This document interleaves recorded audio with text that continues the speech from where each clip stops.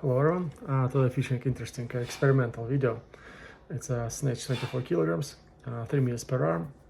And the experiment is about to find out how hard my muscles work. And well, this experiment possible thanks to Athos performance suit I'm wearing. This suit have sensors on its inner layer in the t-shirt and pants. So on the left side of the screen you can see the list of muscles this sensor featuring, and on the right actually you can see a live muscles engagement and dynamic, which is pretty cool, I think. So what we see here is the glutes, hardest working muscles, taking 22%, doing 22% of the work, 12% for left side and 10% for the right, which just makes sense to me because snatch is an asymmetrical exercise. And when you snatch with your right, counterbalance shifting slightly to the left. So I guess that's why the glute, the left glute working harder. Then second place goes to biceps and deltoid. Each muscle work 15%, taking 15%. And right biceps working more than left, 11% versus 5%. But what's interesting is that the peak effort of left biceps is 95. And the right is only 58, and I think that's because such active swing of a free arm. I think it's a more intense and sharp peak, the direction switch. That's why the resting arm, the left arm, peak effort is higher, and on the working arm it's a little bit more smooth, probably not as intense, but in general more work. And then deltoids, the right one takes 10% and the left is 6%. So working arm doing more work, that's reasonable. And then third place goes to pectorals, 12%. It's a 7% on the right, 5% on the left. A little bit more work on the working side, it's reasonable. And then fourth place goes to outer quad, 11%, 6% per side, evenly distributed work, but the peak peak is harder on the right side of outer quad.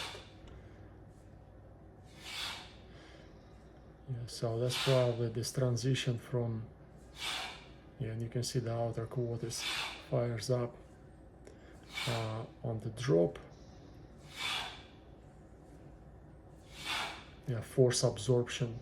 Yeah, going on the same side. Okay, yeah, that makes sense. Landing the forearm on the hip and outer quad, the working side, you'll have a little bit more of a peak effort catching this arm. All right, that's interesting. Yes, and then fifth place is the hamstrings, 9%. Total for left and 5 for right, very close. Very close to each other, quite symmetrical. Laterals taking 6th place, only 6%, not too much of a work, very symmetrical, 3% on the right, 3% on the left, and peak efforts are similar on the left and the right sides, meaning not doing much of a lateral pull here. So it seems to me that the pull should happen because of the counterbalance and the leg work and the biceps. Well, and then upper body work so to catch kettlebell over the head. Inner quad showing only 5%, but again you can see the right sensor is not working and it's stealing a bit of a percentage. So I suspect that inner quad probably would score a little higher if both sensors would work. But while showing 5%. And least working muscle, last one is the triceps, which is I think a good thing for snatch. It means that no press happens, that's nice.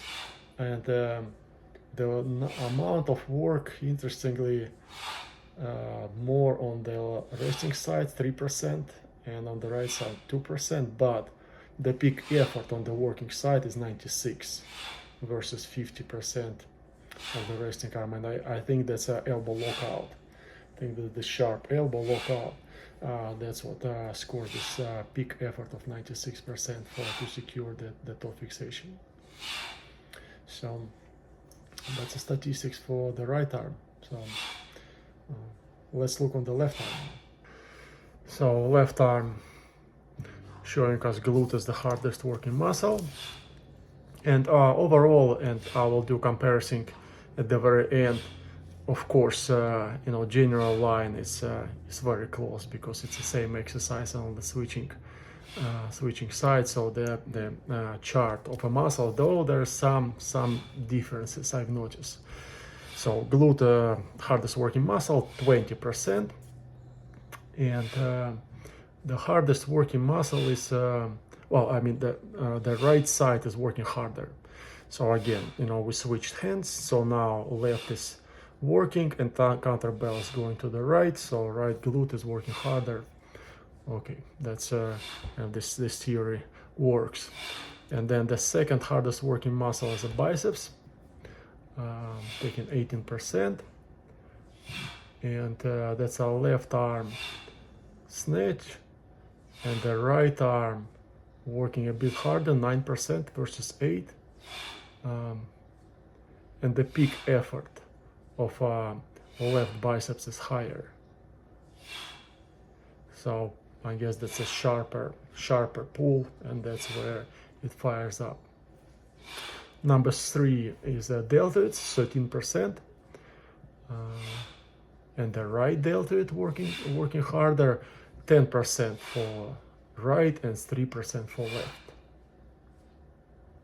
So that's kind of interesting. Left arm is snatching, and the right arm seems like too hard of a swing with a free arm is going. So basically the working side is not working that much, only 3%.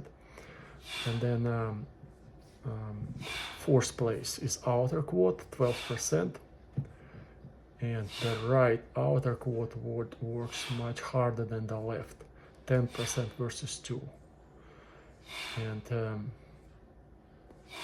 okay, so same side, opposite side quad working harder.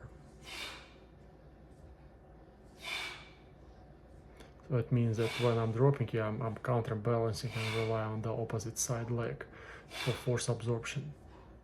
And then pectorals taking a 5th place, 10%, and the left pectoral works harder, 7% versus 3. So working side, okay, yeah, that makes sense. And then hamstring also takes 5th place together with pectoral, also 10%, and the right hamstring works harder than the left, opposite side. So basically, opposite leg taking more work.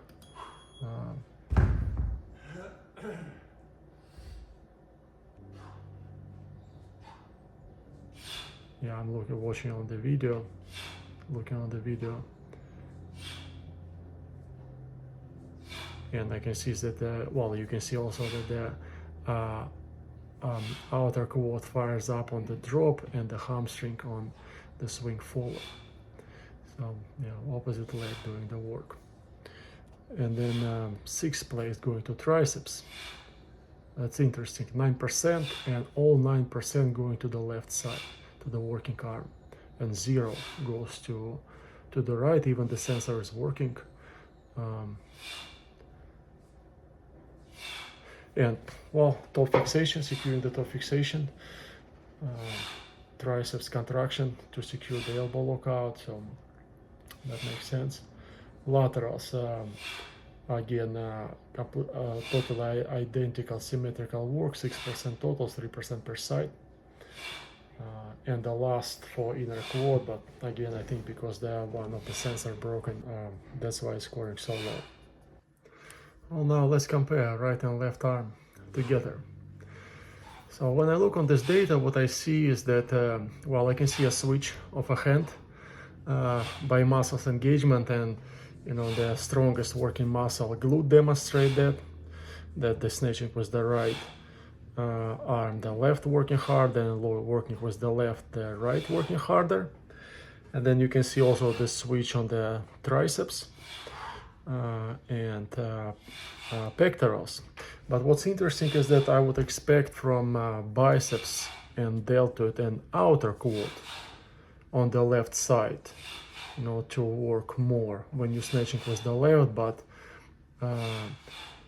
basically using the right side harder regardless the hand switch. So even I switch kettlebell to the left, still my right biceps working harder, my right deltoid working harder, my right outer quad working harder, my right hamstring working harder. And these percentages are not into a big extreme, but still, well, you can see that I'm a right-handed athlete, and even I'm working on it, and even, you know, snatch kind of motivates us to, you know, work on asymmetry, but still, you see the habit of using the strong side is still there. I can imagine this asymmetry was much worse at the beginning of my career, when the difference in results was dramatic, and between left and right side it's almost like 30-40% difference. The first time I hit 200 reps, 208 of snatches with 32, it was 140 on the right and 70 on the left. And last about 5 years, actually, my results are even on the left and the right side. So I'm scoring, well, honest, equal result, you know, not like I'm slowing down my strong arm, no, I'm pushing the best I can, and I scored even reps on the left and the right side, and actually small delta, sometimes the left winning, sometimes is right winning. So it's interesting to see that even, you know, if we have quite a, you know, identical output on the left and on the right side, the way muscles work on each side is slightly different. Thank you for watching.